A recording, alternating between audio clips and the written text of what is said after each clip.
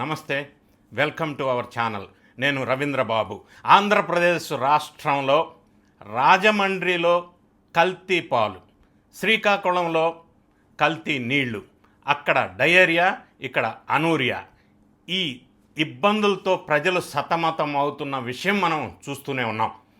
ఈ సంఘటనల నేపథ్యంలో ఎన్డీఏ ప్రభుత్వం వారు వెంటనే అప్రాప్రియేట్ చర్యలు తీసుకోవటం జరుగుతూ ఉంది.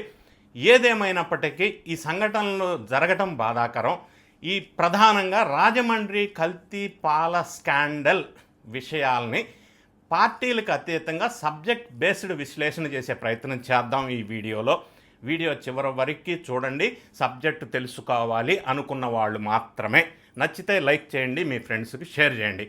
ప్రధానంగా ఇటీవల కాలంలో ఈ మధ్య నాకు బాగా గుర్తుంది, పార్లమెంటులో ఆమ్ ఆద్మీ పార్టీకి సంబంధించిన ఒక ఎంపీ దేశంలో జరుగుతున్న రకరకాల కల్తీ విషయాల్ని, చాలా అంశాలని పార్లమెంట్లో ప్రస్తావించారు.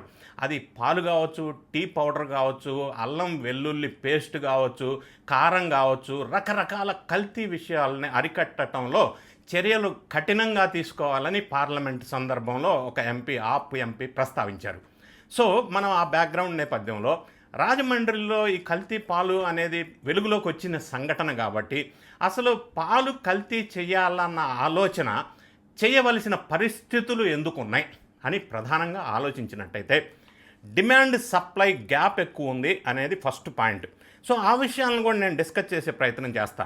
దానికంటే ముందుగా రాజమండ్రిలో జరిగిన ఈ పాలు కల్తీ వ్యవహారంలో గణేష్ అన్న ఒక వ్యక్తి, నరసాపురం ప్రాంతానికి సంబంధించిన ఒక వ్యక్తి, మరి ముందు రోజే ఆ చుట్టుపక్కల పాల సేకరణ చేసుకొని వాళ్ళ ఇంటిలో అనధికారికంగా నిర్వహిస్తున్న విజయలక్ష్మి డైరీ పేరుతోటి ఒక ఫ్రీజర్ పెట్టుకున్నారు.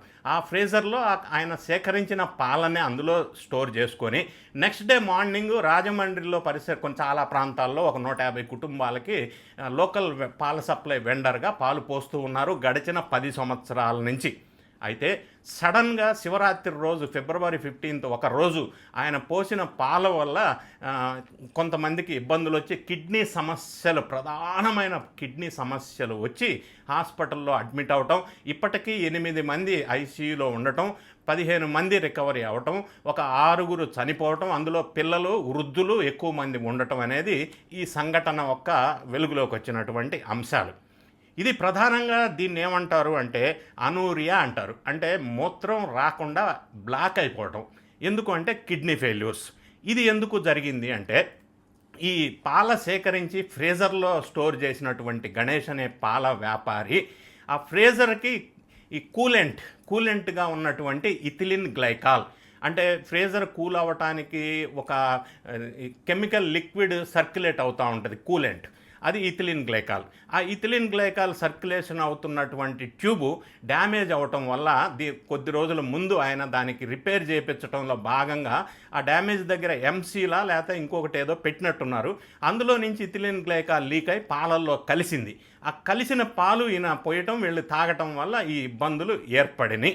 అయితే ప్రధానంగా ఏం జరిగిందంటే ఇథిలిన్ గ్లైకాల్ గనక కలిసిన పాలు, అంటే అందులో ఇథిలిన్ గ్లైకాల్ ఉంది, ఆ ఇథిలిన్ గ్లైకాల్ లోపలికి వెళ్ళటం వల్ల మెటబలైజ్డ్ టు గ్లైకాలిక్ యాసిడ్, అంటే గ్లైకోలిక్ యాసిడ్గా ఇథిలిన్ గ్లైకాల్ బాడీలోకి వెళ్ళిన తర్వాత గ్లైకోలిక్ యాసిడ్గా చేంజ్ అవుతుంది అండ్ ఆక్సాలిక్ యాసిడ్గా మారుతుంది. ఇథిలిన్ గ్లైకాల్ లోపలికి వెళ్ళిన తర్వాత దానివల్ల కాల్షియం ఆక్సలేట్ క్రిస్టల్స్ అనేవి ఫామ్ అవుతాయి.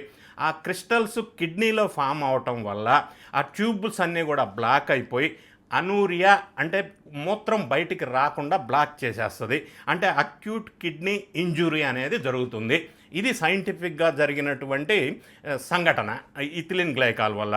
అయితే ఈ కూలింగ్ యూనిట్ నుంచి ఇథిలిన్ గ్లైకాల్ వాడటం కంటే ఇటువంటి ఫుడ్ నిల్వ ఉంచే ఫ్రీజర్లో ఇథిలిన్ గ్లైకాల్ ప్లేస్లో ప్రొపిలిన్ గ్లైకాల్ వాడేది ఉండే. ఈ ప్రొపిలిన్ గ్లైకాల్ అనేది ఇథిలిన్ గ్లైకాల్ అంత డేంజర్ కాదు. కాబట్టి వీళ్ళు తక్కువ ధరకే వస్తుందని చెప్పి ఈ ఆహార పదార్థాలు స్టోర్ చేసే ఫ్రీజర్ కూలెంట్లో ప్రొపిలిన్ గ్లైకాల్ వాడకుండా ఇథిలిన్ గ్లైకాల్ వాడారు అనేది ఒక మెడికల్గా, టెక్నికల్గా, కెమికల్గా లోపం జరిగిన విషయం నేను గమనించాను. ఇక మనం ఒకసారి సిస్టమిక్ ఇష్యూ చూసినట్టయితే, ఇంతకుముందు నేను డేటా గురించి మాట్లాడా, సప్లై డిమాండ్ ఏ విధంగా ఉన్నది అనేది. దానివల్లే ఎక్కువ మంది ఈ మిల్క్ డైరీస్ నుంచి సప్లై చేసే packets which was approved by FSSAI, food safety standard authority of India వాళ్ళు అప్రూవ్ చేసి స్టాండర్డ్స్ ప్రకారం సప్లై చేస్తున్న ప్యాకెట్ మిల్క్స్, అవి సప్లై తక్కువ ఉంటుంది. Local vendors 70% supply local vendors ద్వారానే మిల్క్ ఇంటింటికి సప్లై జరుగుతుంది మన భారతదేశంలో అన్ని రాష్ట్రాల్లో. ఇక రాజమండ్రి, ఈస్ట్ గోదావరి జిల్లాల్లో నేను స్టడీ చేసి డేటా సేకరించిన విషయాలను మీకు వివరించే ప్రయత్నం చేస్తా.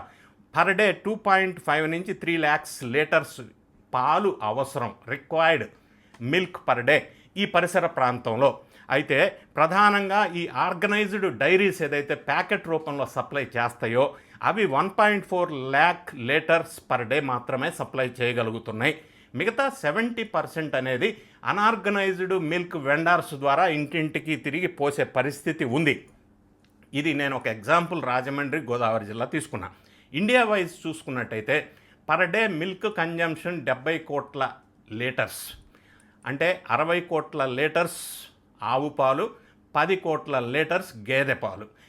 ఈ విధంగా ఉన్న నేపథ్యంలో కానీ 70% ఇందులో మళ్ళీ లోకల్ వెండర్స్ మాత్రమే ఉన్నారు. 30% ఈ packed diaries approved by FSSAI వాళ్ళు మార్కెట్ క్యాప్చర్ చేశారు. ఈ విధంగా పర్ క్యాపిటల్ అవైలబిలిటీ మనం ఒకసారి చూసినట్టయితే 485 grams పర్ డే, కానీ కన్జంప్షన్ చూసినట్టయితే 719 grams పర్ డే.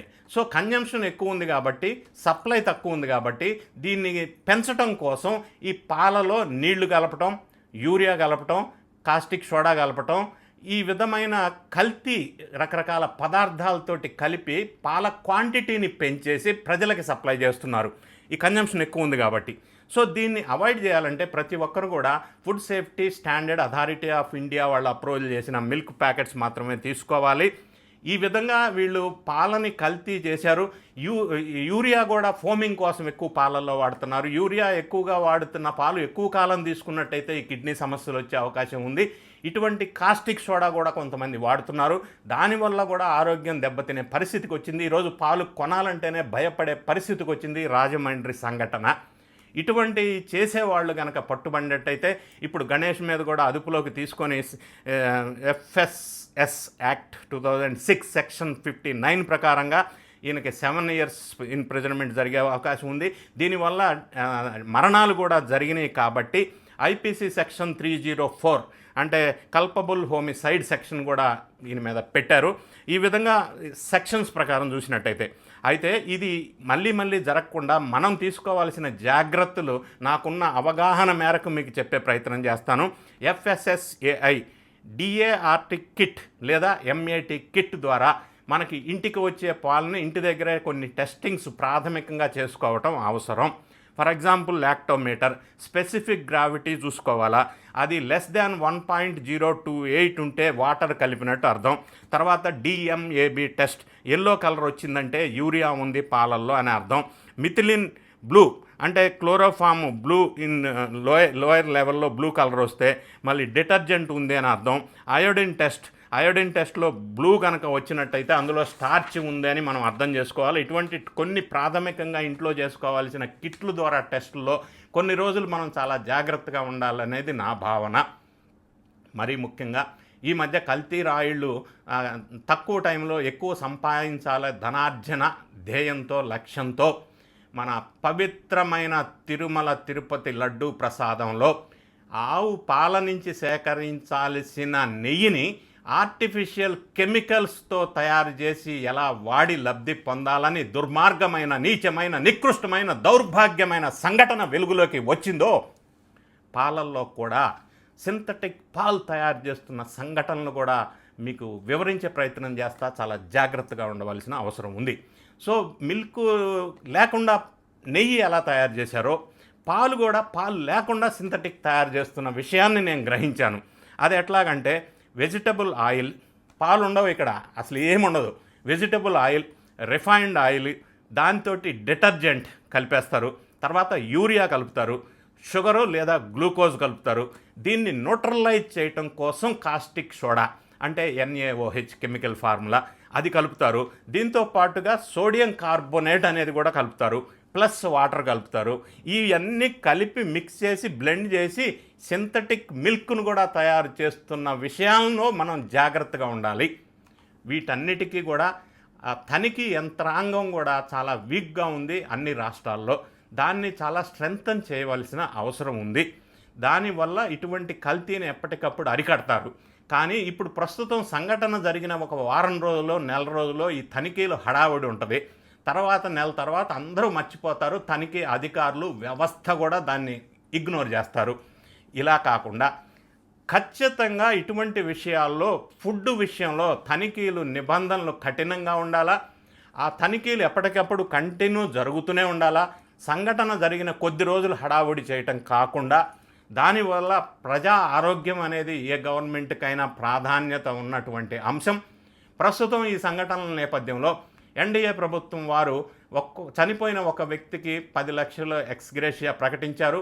అది పెద్ద అమౌంట్ అని నేను అనట్లేదు, ఎంతో కొంత స్పందించారు. అంటే స్వయంగా ముఖ్యమంత్రి ఇన్వాల్వ్ అయి పరిస్థితిని ఎప్పటికప్పుడు సమీక్షిస్తున్నారు. అదేవిధంగా మరి శ్రీకాకుళం జిల్లాలో కల్తీ వాటర్ కంటామినేషన్ వల్ల డయేరియా వచ్చిన సందర్భంలో కూడా వెంటనే రియాక్ట్ అయ్యారు. అక్కడ మున్సిపల్ కమిషనర్ను కూడా సస్పెండ్ చేశారు. ఇంకా ఇక్కడ ట్రిక్కీ విషయం ఏంటంటే, మున్సిపల్ కమిషనర్ జాయిన్ అయ్యి 14 డేస్ అయింది.